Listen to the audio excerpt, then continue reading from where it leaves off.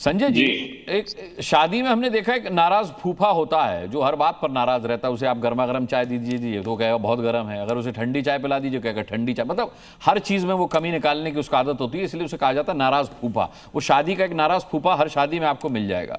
ममता जी कुछ इसी भूमिका में नजर आती हैं, वाकई ये बात सच है या फिर बीजेपी पोर्ट्रे ऐसा कर रही है कि ममता जी उस भूमिका में है? भाई ये बहुत गंभीर मामला है जो राष्ट्रपति के साथ हुआ, जिस तरीके से अब सीसी गो बैक के नारे लग रहे हैं। ये कोई अंग्रेजों की यहां पर हुकूमत थोड़ा ही है कि हम अंग्रेजों से कहते थे कि भाई गो बैक गो बैक। ये अपने ही देश में इस तरीके की गतिविधियां जिसे असंवैधानिक माना जाए, अलोकतांत्रिक माना जाए और फिर उसे न्याय संगत भी बताया जाए, ये किस तरीके की राजनीति है टीएमसी की?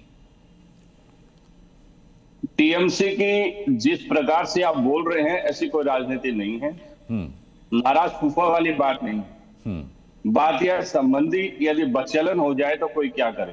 केंद्र सरकार ने देश के संघीय ढांचे को विध्वस्त कर दिया है और अब माननीय राष्ट्रपति महोदया को भी इस मामले में आना पड़ गया। ये बहुत ही दुखद और आश्चर्यजनक प्रकरण है। अच्छा, राष्ट्रपति पश्चिम बंगाल नहीं जा सकती क्या, ये बताइए? या चीफ इलेक्शन कमिश्नर पश्चिम बंगाल नहीं जा सकते क्या? इसके पहले नहीं आई क्या राष्ट्रपति जी? राष्ट्रपति जी कहीं भी जा सकती है, हर जगह उनका स्वागत है। लेकिन राष्ट्रपति जी से जो काम भारतीय जनता पार्टी करवा रही है यह बहुत दुखद है। देश के सर्वोच्च पद पर जो विराजमान है उनको सामने लाकर राजनीति करना, ये पार्टी जैसे पाखंडी लोग ही कर सकते हैं।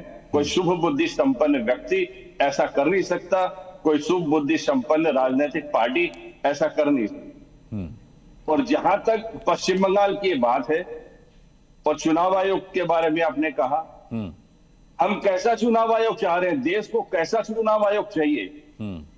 एसआईआर के प्रकरण में 120 से ज्यादा प्राणों की आहुति लेने के बाद भी चुनाव आयोग के कानून है और लगातार देश का जो संघीय ढांचा है उसे तार-तार करने की कोशिश भारतीय जनता पार्टी चुनाव आयोग के माध्यम से कर रही है। हमें इस चीज से आपत्ति है, इसलिए हम ज्यादा से ज्यादा बोलते हैं। अरे आपको घुसपैठिए तो निकालने नहीं है। 11 साल में आपने घुसपैठिए नहीं निकाले। 11 साल में आपने कोई ऐसा काम नहीं किया कि देश की जनता को लगे कि केंद्रीय गृह मंत्रालय एक्टिव है। चलिए, वो जनता तय करेगी, को निकाल रहा है, वो जनता तय करेगी 11 साल में क्या हुआ है क्या नहीं। अभी बंगाल के जब चुनाव आ गए हैं, हाँ, इनको घुसपैठिए की बात याद आती है और जेन्युइन वोटर्स के नाम काटे जा रहे हैं।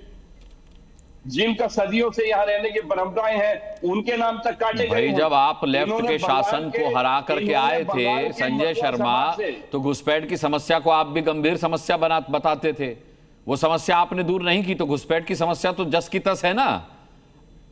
सिक्योरिटी फोर्स और देश की सीमाओं का प्रबंधन केंद्रीय गृह मंत्रालय के जिम्मे है।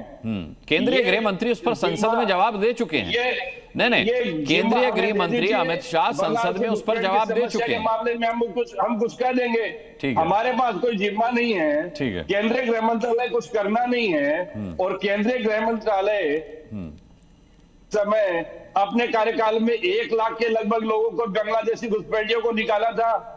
वर्तमान में जो आंकड़ा 10,000 से भी कम है, इन्होंने अपने 11 साल में 10,000। मैं संजय भाई आता हूं आपके पास। ठीक है संजय जी, मैं आता हूं।